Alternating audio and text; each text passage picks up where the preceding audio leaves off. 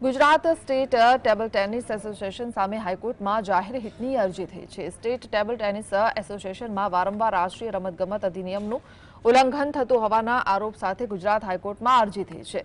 હાઈકોર્ટના ચીફ જસ્ટિસની ખંડપીઠે અરજી માન્ય રાખી છે। તેમજ Gujarat state table tennis association, table tennis federation of India, રમતગમત વિભાગ અને સીએજીને નોટિસ ઇસ્યુ કરી છે।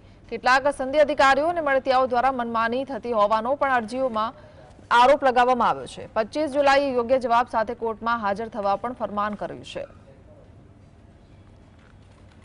પીઆઈએલ ફાઇલ કરવાનો મુખ્ય ઉદ્દેશ એટલા માટે છે કે જેમાં ડાયરેક્ટિવ મુજબ કોઈ પણ પ્રકારની નિયમિત રીતના ચૂંટણી કરવામાં આવતી નથી અને આ સંસ્થા એક રીતના એવું પણ કહી શકાય કે એક ચક્રી શાસન અને પૂર્વ આઈએએસ અધિકારી વિપુલ મિત્રાના નેજા હેઠળ આ સંસ્થા કામ કરી રહી છે। એટલે આ રમતગમત માટે કામ કરતી સંસ્થા પ્રાથમિક દ્રષ્ટિએ દેખાતું નથી, પરંતુ આ એક સનદી અધિકારીઓએ પોતાનું એક દબદબો જમાવી લીધો છે અને પોતાનું રાજ જમાવી લીધું છે।